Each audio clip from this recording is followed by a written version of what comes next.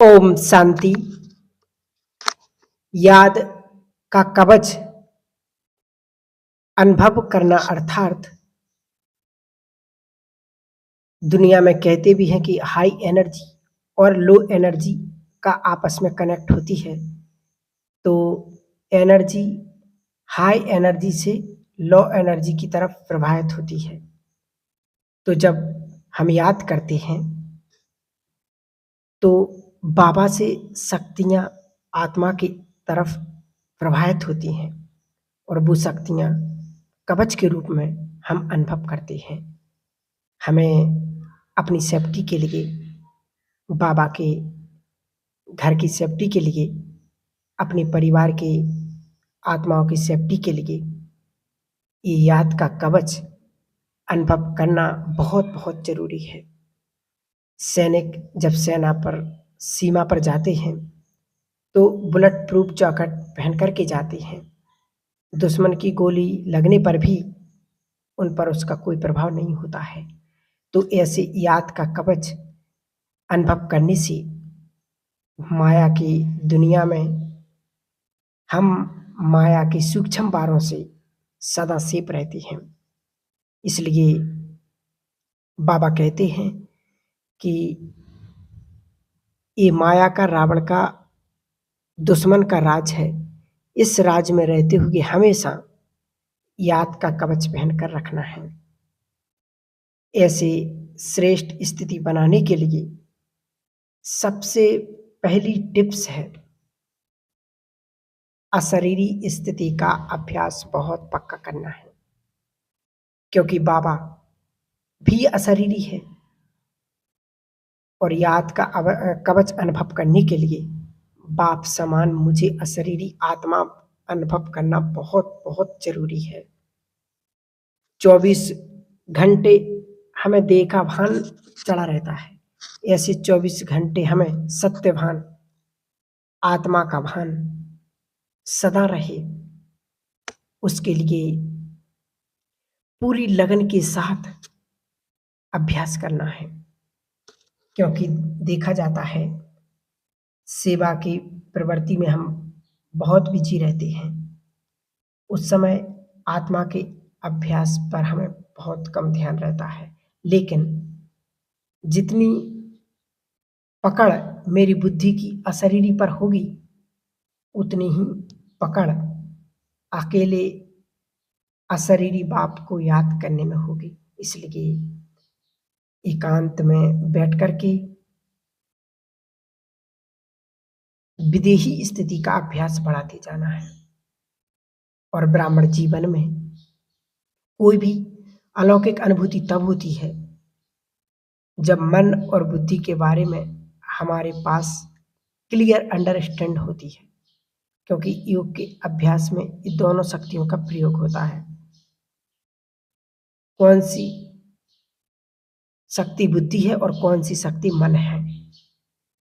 तो बुद्धि आत्मा की आंख कहलाती है, दिव्य नेत्र, ज्ञान चक्षु बुद्धि को कहते हैं, और मन सोचने की शक्ति है। तो आत्मा समझने की यथार्थ विधि क्या है? एकांत में बैठकर बुद्धि रूपी नेत्रों को भ्रिकुटी के बीच में फोकस करना है हमें।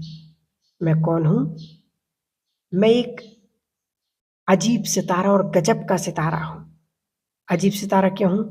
क्योंकि आसमान के सितारे तो आंखों से दिखाई देते हैं।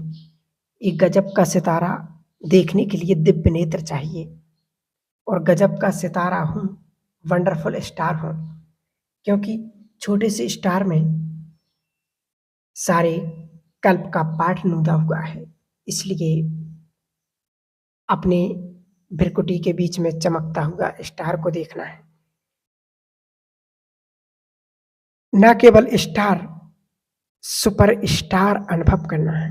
हम सभी बाबा के बच्चे इस बेहद ड्रामा में हीरो एक्टर हैं। केवल एक्टर नहीं, हीरो एक्टर हैं, सुपर स्टार हैं, क्योंकि भगवान ने हमें विशेषता के आधार पर सिलेक्ट किया है। इसलिए आत्मा समझें, लेकिन स्वयं के साथ अनुभव करें। बहुत अच्छी बात लगती है सुनने में। स्वयं शब्द धारण करेंगे तो बाप समान बन जाएंगे। इतना गहरा राज इस स्वयं में है, क्योंकि हम देखते हैं, बाबा के घर में जाते हैं, मुरली सुनते हैं, बड़ा नशा चढ़ता है। सेवा में, संगठन में होती है तो नशा चढ़ता है। लेकिन जब हम सेवा केंद्र से दूर जाते हैं, अकेले समझते हैं, तो हमारा नशा धीरे धीरे डाउन हो जाता है। कारण क्या है?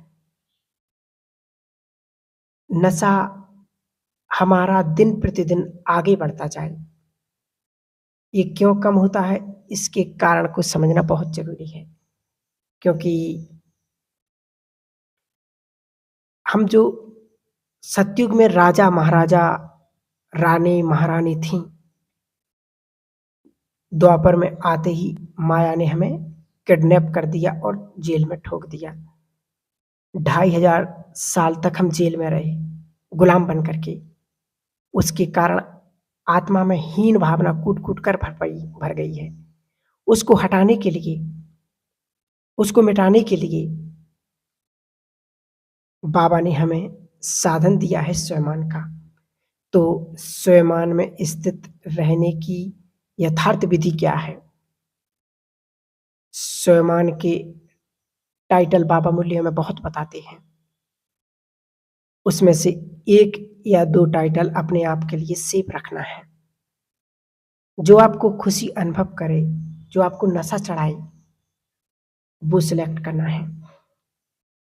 मुझे बाबा ने ऐसे ऐसे वरदान दिए हैं, ऐसा हमें अनुभव करना है।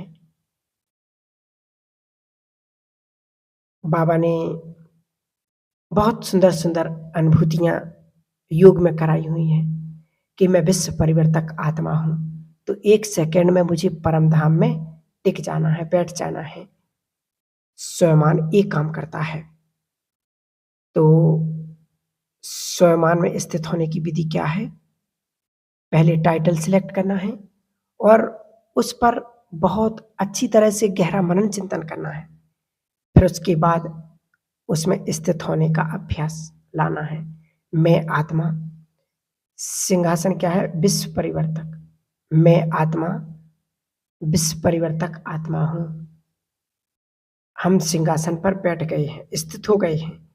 उसके बाद आपका सोचना, आपका बोलना, आपका कर्म करना, व्यवहार करना, सब कुछ बदल जाता है।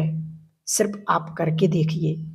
माया हमें सिंहासन से नीचे उतारने का प्रयास करती है और बाबा हमें सिंहासन पर बिठाने का पूरा प्रयास करता है। तो हमें क्या करना है कि भगवान ने हमें सिंहासन दिया है, उस पर हमें डटे रहना है, बैठे रहना है। क्योंकि यही हमें याद का कवच दिलाता है। यही हमें एक जन्म में अनेक जन्मों की कमाई याद दिलाता है। इसलिए स्वयं में जब हम स्थित होते हैं, तो ईश्वरीय नशा, ईश्वरीय खुशी का अनुभव होने लगता है। इसलिए कहते हैं, जितना ईश्वरीय नशे में चूर, उतना इस दुनिया से दूर। ये दुनिया किसकी है? माया की दुनिया। हमारी दुनिया सतयुग में होगी। इसलिए हमें इस दुनिया से थोड़ा न्यारा होना बहुत आवश्यक है। हम गीत सुनते हैं ना, ये दुनिया, ये महफिल मेरे काम की नहीं। वास्तव में काम की नहीं है। ये पराई दुनिया है। यहाँ बाबा कहते सारे मरे पड़े हैं, आत्मा का ज्ञान ही नहीं है। ब्रह्मा बाबा हमेशा इस संसार को न्यारा अनुभव करते थे। तो पाठ निभाना है, सेवा करना है, लेकिन कमल फूल समान यहाँ से हमें न्यारे और प्यारे रहना है, बुद्धि के द्वारा न्यारे रहना है। लेकिन शर्त ये है, जितना देह से न्यारा उतना बाबा का प्यारा। अब देह की कंपनी चाहिए या बॉडी की कंपनी चाहिए या गॉड की कंपनी चाहिए, ये आपका चॉइस है। बॉडी की कंपनी और एक गॉड की कंपनी, ये मेरे पास चॉइस है। बाप रे बाप, मुझे तो गॉड की कंपनी ही पसंद है, क्योंकि बॉडी ने ही तो हमें कौड़ी बना दिया और गॉड की कंपनी हमें सच्चा हीरा बना देगी। इसलिए हमें काम करते हुए, कार्यभार संभालते हुए गुप्त ही गुप्त हमें अशरीरीपन का अभ्यास करना है। यही तपस्या है और यही श्रेष्ठ पुरुषार्थ है। ओम शांति।